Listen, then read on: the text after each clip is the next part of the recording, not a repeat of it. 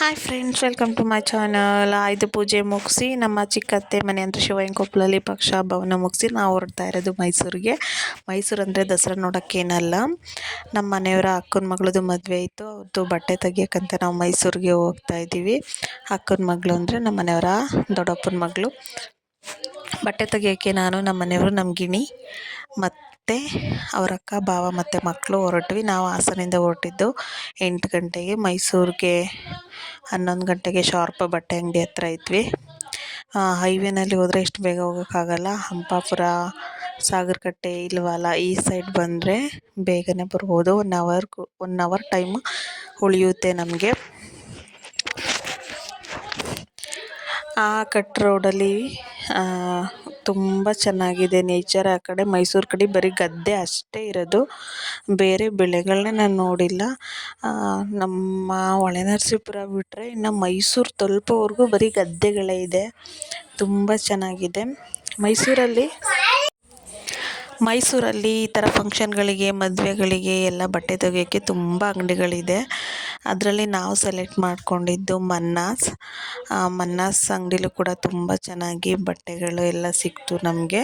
ನಾವು ಹೋಗಿದ್ದು first time. ಹೊರಗಡೆಯಿಂದ ನೋಡೋಕ್ಕೆ ಇಷ್ಟು ಚಿಕ್ಕ ಅಂಗಡಿನ, ಇಷ್ಟು ಮದುವೆಗೆಲ್ಲ ಬಟ್ಟೆ ತೆಗಿಬೋದಾ ಅಂತ ಅಂದ್ಕೊಂಡೆ. ಒಳಗಡೆ ಹೋದರೆ ತುಂಬ ದೊಡ್ಡ ಅಂಗಡಿ ಅದು. ಎಷ್ಟು ನೋಡಿದರೂ ಕಲೆಕ್ಷನ್ಸು ಅಷ್ಟು ಚೆನ್ನಾಗಿದೆ. ಸಿಂಪಲ್ ಡೈಲಿ ವೇರ್ ಸೀರೆಗಳಿಂದ ಹಿಡಿದು ತುಂಬ ಕಾಸ್ಟ್ಲಿ ಸೀರೆಗಳವರೆಗೂ, ಸೀರೆಗಳು, ಡ್ರೆಸ್ಸಸ್ಸು ಮತ್ತು ಜೆಂಟ್ಸ್ದು ಸೂಟು, ಡೈಲಿ ವೇರ್ ಡ್ರೆಸ್ಸಸ್ ಎಲ್ಲ ಕೂಡ ಈ ಅಂಗಡಿಯಲ್ಲಿದೆ. ಆಮೇಲೆ ಬೇರೆ ಕಡೆ ನಮ್ಮ ಹಾಸನ್ಗೆ ಹೋಲಿಸ್ಕೊಂಡ್ರೆ ಸ್ವಲ್ಪ ಕಡಿಮೆನೇ ರೇಟ್ ಅಂತ ನನಗನ್ನಿಸ್ತು. ನಾವು ಬೆಳಿಗ್ಗೆ 11 ಗಂಟೆಗೆ ಹೋಗಿದ್ದರಿಂದ ಜನಗಳಷ್ಟು ಇರಲಿಲ್ಲ. ನಾವು ಬೇಗ ಆರಾಮಾಗಿ ಸೀರೆಗಳನ್ನೆಲ್ಲ ಸೆಲೆಕ್ಟ್ ಮಾಡಿಕೊಂಡು,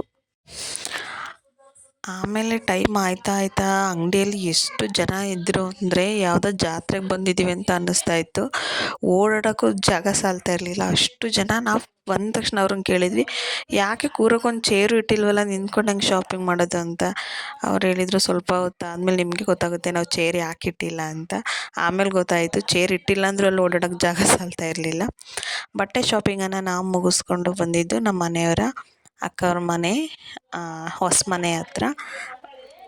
ಅವ್ರ ಮನೆ ಫುಲ್ಲು ಫಿನಿಶಿಂಗ್ ಆಗಿದೆ, ಪೇಂಟ್ ಎಲ್ಲ ಆಗಿದೆ. ಜಸ್ಟ್ ಕ್ಲೀನಿಂಗ್ ಕೆಲಸ ಅಷ್ಟೇ ಇರೋದು. ಅದು ಮುಗಿದ ತಕ್ಷಣ ಸದ್ಯದಲ್ಲೇ ಅವ್ರದ್ದು ಗೃಹ ಪ್ರವೇಶ ಇದೆ.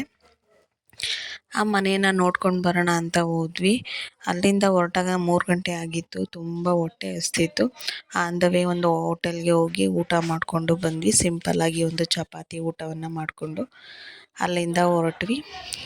ಲೇಟಾಗಿ ಮನೆಯಿಂದನೇ ನಾವು ಲೇಟಾಗಿ ಹೊರಟಿದ್ರೆ ರಾತ್ರಿವರೆಗೂ ನಾವು ಮೈಸೂರಲ್ಲೇ ಇರ್ತಾಯಿದ್ವಿ. ಲೈಟಿಂಗ್ಸ್ ಎಲ್ಲ ನೋಡ್ಕೊಂಡು ಬರ್ಬೋದಾಗಿತ್ತು. ದಸರಾದಲ್ಲಿ ಮೈಸೂರಲ್ಲಿ ತುಂಬ ಚೆನ್ನಾಗಿ ಲೈಟಿಂಗ್ಸ್ ಎಲ್ಲ ಅಲಂಕಾರ ಮಾಡಿರ್ತಾರೆ. ಅದನ್ನು ನೋಡೋಕ್ಕೆ ತುಂಬ ಖುಷಿಯಾಗುತ್ತೆ. ಲೇಟಾಗಿ ಹೊರಟಿದ್ರೆ ನಾವು ನೋಡ್ಬೋದಿತ್ತು, ಬಟ್ ಬೇಗ ಮುಗಿದಿದ್ದರಿಂದ ನಾವು 3 ಗಂಟೆಗೆ ಮೈಸೂರಿಂದ ಹೊರಟ್ವಿ. ಮಳೆ ಕೂಡ ಬರ್ತಾ ಇತ್ತು. ಅಲ್ಲಿಂದ ಹೊರಟಾಗ ಸ್ವಲ್ಪ ಒಂದು 10 ನಿಮಿಷ, 1/4 ಗಂಟೆ ಅಷ್ಟೇ ಮಳೆ ಬರ್ತಿದ್ದು, ಆಮೇಲೆ ಸ್ಟಾಪ್ ಆಯಿತು. ಅಲ್ಲಿಂದ ಬೇಗ ಹೊರಟಿದ್ರಿಂದ ನಾವು 6:30, 7 o'clock ಎಲ್ಲ ಹಾಸನ್ಗೆ ಬಂದುಬಿಟ್ವಿ. ಇದಾಗಿತ್ತು ಫ್ರೈಡೇ ಮಿನಿ ವ್ಲಾಗ್.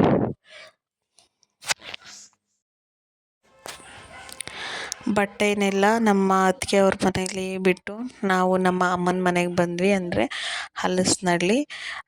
ನಮ್ಮ ಹಾಸನಲ್ಲಿ ಕೂಡ ಆಲ್ರೆಡಿ ಲೈಟಿಂಗ್ಸ್ ಡೆಕೋರೇಷನ್ ಎಲ್ಲ ಸ್ಟಾರ್ಟ್ ಮಾಡಿದರು. ದೀಪಾವಳಿಗೆ ಮೈಸೂರು ಥರನೇ ನಮ್ಮ ಹಾಸನ ಕೂಡ ಅಲಂಕಾರ ಮಾಡಿರ್ತಾರೆ.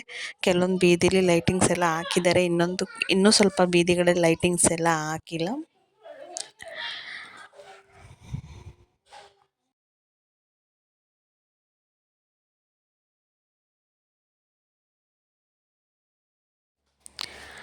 ಇದು ನಾವು ಬಟ್ಟೆ ಅಂಗಡೀಲಿ ಫ್ರೀ ಮಾಡ್ಕೊಂಡು ತೊಗೊಂಡಂಥ ಫೋಟೋಸ್. ನನ್ನ ವೀಡಿಯೋಸ್ ಇಷ್ಟ ಆದರೆ ನಮ್ಮ ಚಾನಲನ್ನು ಲೈಕ್ ಮಾಡಿ, ಶೇರ್ ಮಾಡಿ, ಸಬ್ಸ್ಕ್ರೈಬ್ ಮಾಡಿ. Thank you for watching.